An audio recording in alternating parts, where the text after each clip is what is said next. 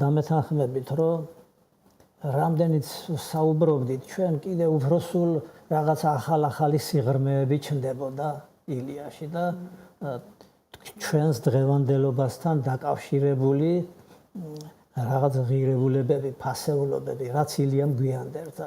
ორიოდე სიტყვით მაინც უნდა ვთქვათ, ვინ იყო ილია.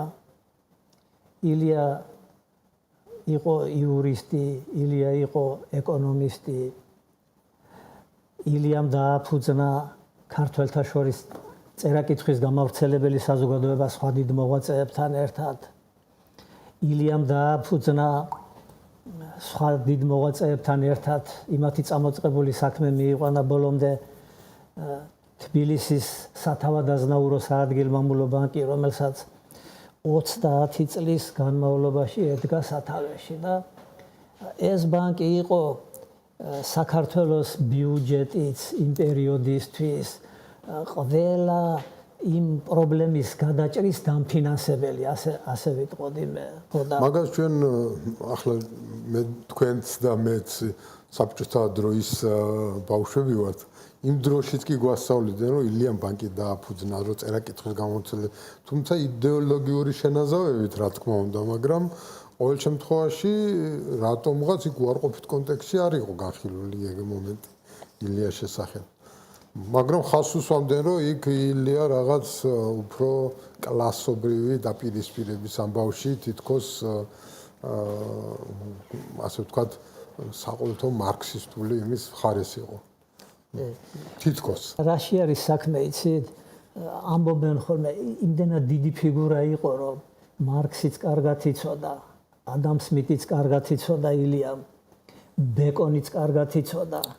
მთელი ევროპის დიდი მოღვაწეების არა მარტო იცოდა, გააზრებული ჰქონდა და აი როგორ იყო, იცით?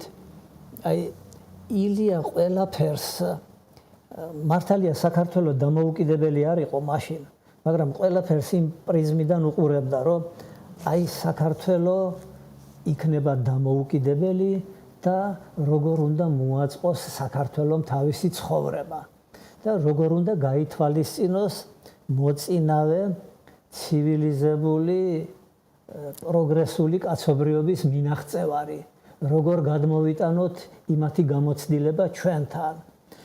და ეს გამოცდილება მე თუ მკითხავთ და ალბათ დამეთანხმებით თქვენც ბატონო და რომ ეს გამოცდილება ჩვენთვის ეხლა ძალიან მნიშვნელოვანია.